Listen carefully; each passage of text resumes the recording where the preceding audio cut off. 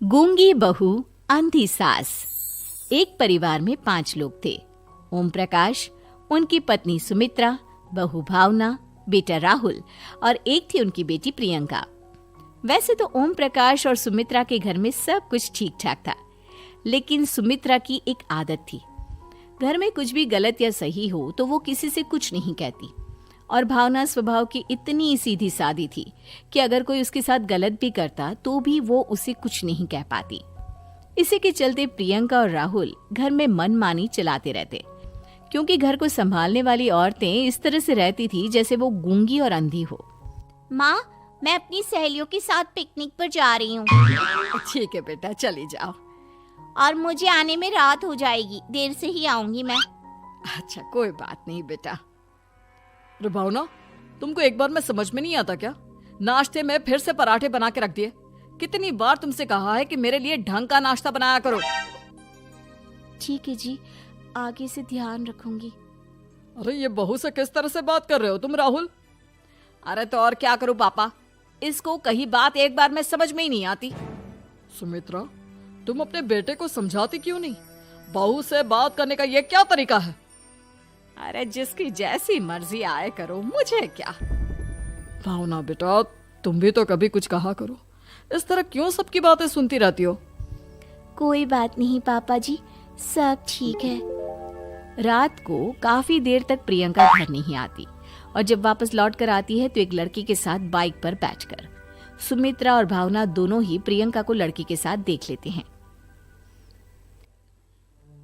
आज तो जोर से डांट पड़ने वाली है, लेकिन मैं डर क्यों रही हूँ? माँ तो सब कुछ देखकर भी अंधी बनी रहती है। और रही बात भाभी की, वो किसी को कुछ नहीं बताने वाली। कहने को भगवान ने आवाज दी है, लेकिन गूंगी है गूंगी। अरे प्रियंका बेटा, इतनी रात को कॉलेज से लौट कर आ रही हो? कहाँ गई थी तुम?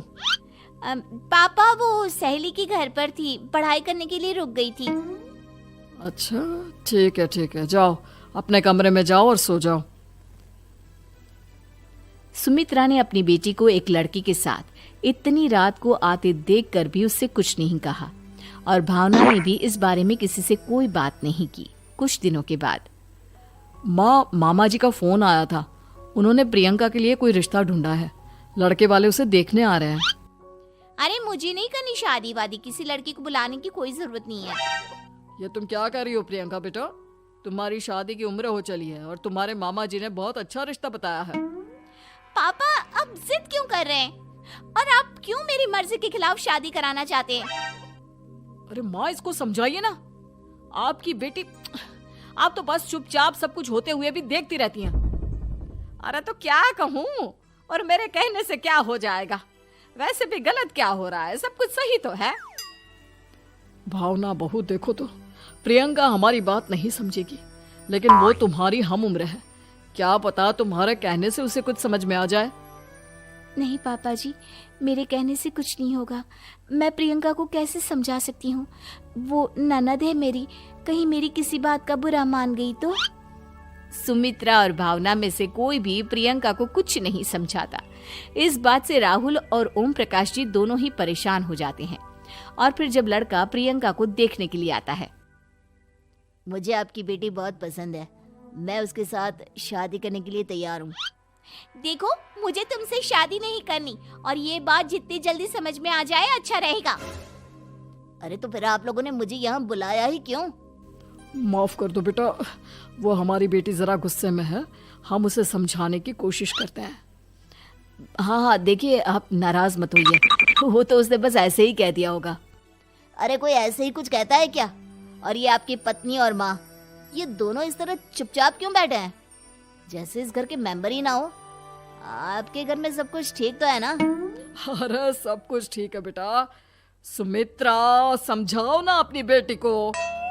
अरे क्या समझाऊं, क्या होगा समझाने से? सब ठीक ही तो हो रहा है, गलत क्या हो रहा है? भावना, प्रियंका को अंदर लेकर जाओ और उससे समझाओ कि कितना अच्छा रिश्ता है। इतना अच्छा लड़का है, इस तरह से बिहेव ना करे। नहीं जी, मैं किसी से कुछ नहीं कह सकती जी। अरे अजीब परिवार है, मुझे तो यहाँ से निकलना पड़ेगा। इस तरह से तो आपकी बेटी की शादी किसी से नहीं हो सकती। जिसके घर की औरतें गूंगी और अंधी बनकर बैठ जाए, उस घर का कुछ नहीं हो सकता। ओम प्रकाश और राहुल सुमित्रा और भावना की हरकतों की वजह से बहुत परेशान हो जाते हैं। एक दिन वो दोनों आपस में बात करते हैं। पापा, समझ में नहीं आता कि भावना और माँ को कैसे समझाया जाए। सही कहते हो बेटा, तुम और मैं काम के सिलसिले में सारा दिन घर के बाहर रहते हैं और घर की दोनों औरतें जिन्हें सारा घर संभालना चाहिए गूंगी और अंधी बनकर बैठी हैं। पापा आप ही बताइए इसका क्या उपाय है। मेरी तो कुछ समझ में नहीं आता बेटा, लेकिन हमें कुछ तो करना पड़ेगा क्योंकि इन सब की वजह से प्रियंका बहुत ज्यादा बिगड़ती जा रही है। तुमने देखा उसे किस तरह से बिहेव किया था। अरे लेकिन पापा हम करेंगे क्या? हमें एक नाटक करना होगा। कुछ दिनों के लिए हम भी गूंगी और अंधी बन जाते हैं। इसके बाद इन दोनों औरतों को अकल आएगी। हाँ पापा, शायद आपकी बात ठीक है। हम दोनों हर बार बात को संभाल लेते हैं और इसी वजह से माँ और भावना कुछ भी करने की कोशिश ही नहीं करते। और फिर अगले दिन, भावना, नाश्ते में क्या बनाया है? जी पराठे बनाए हैं। मेरे लिए पोहा बना दो। अच्छा जी ठीक है, अभी बना देती हूँ जी। बहू, नाश्ते में क्या बनाया है?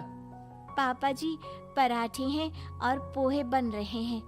अरे बहू, मुझे तो उपमा खाने का मन था, मेरे लिए उपमा बना दो। ठीक है पापा जी, अभी बना देती हूँ। भाभी जल्दी से जरा मेरा कॉलेज का टिफिन तो पैक कर देना। और सुनो, मुझे ना भिंडी की सब्जी खाने का मन है।